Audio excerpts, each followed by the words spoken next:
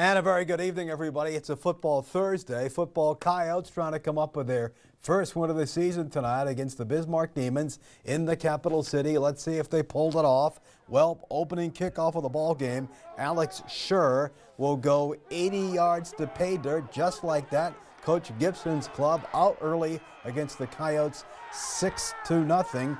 Then inside the 10-yard line, it is Aiden Tincher. He's going to plow in. That's going to make it 15-zip Bismarck Demons. And then another good senior, Logan Doctor, with a nice long run. The Demons go on to beat the Coyotes 50-zip. So they're trying to get into those playoffs, and they certainly look like a playoff team tonight. So Bismarck gets the Coyotes. Bismarck St. Mary's comes to Fridley Field, and they beat Watford City 28-20. Mandan gets Century 41-21, and Minot over Legacy 42-7. Now Legacy comes to Legends Field on Friday. It'll be the last game of the regular season for the Coyotes. They too have struggled for wins, but they do have a very big win over Century. So Williston will try to get that first win next Friday against the Sabres at Legends Field. Volleyball, Jamestown and Watford City. Tonight it goes to Jamestown 3-0. Back to football, the Trenton Tigers are headed to the six-man title game on Saturday in Minot against Drayton. And there's one thing about playing six-man, you can't miss too many tackles. And the big thing is with six men, you got to be a sure tackler. Yes, you can't miss those tackles, and that's what I was talking about, making mistakes. You know, the team that makes the least amount of mistakes usually comes out on top, and that's what we have to do. We have to limit our mistakes, and usually the team that limits those mistakes comes out with the win. The thing about six men, you got to be a good tackler. Yes, definitely that, because if you don't tackle them, they're going to just run downfield and score. The one thing about six men, you got to be a fundamental, solid tackler. Yeah, yep, and a lot of running.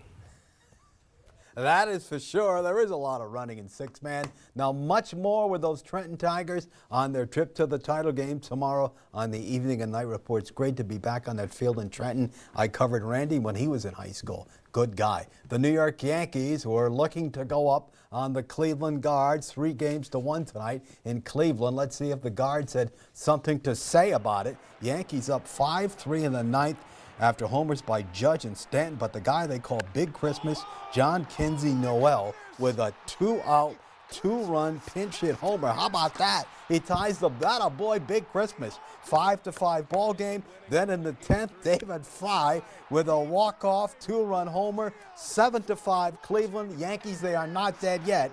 So Cleveland comes back to, well, give that Yankee bullpen a tough time. Now the series sits at 2-1. How about that? Good for you, Cleveland. You didn't roll over after the big home runs. So Cleveland pulls it out 7-5, and all Twins fans and all Red Sox fans are pulling for Cleveland to send the Yankees home, but at least they picked up a win tonight. Final 7-5.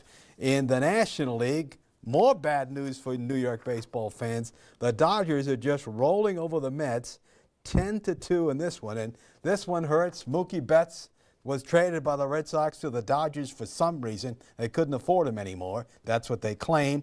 Betts with a two-run double and a two-run homer. So he is leading the Dodgers to a big, big win, and they currently lead that series 2-1. So it looks like they're going to go up 3-1. A reminder, Teton hockey tomorrow against the Bison. The game will be played at the Agri Sports Complex with a face-off time of 8 p.m. That's 8 p.m. Saturday afternoon. Home with a face-off time of 2 p.m.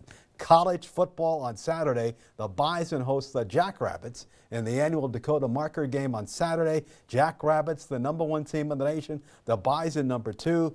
Contest can be seen on ESPN2 at 7 p.m., and that is an outstanding matchup. It's a delicious matchup. UND back in action. They will take on Northern Iowa, and that will be at 1 p.m. And with that, we take a timeout on First News at 10.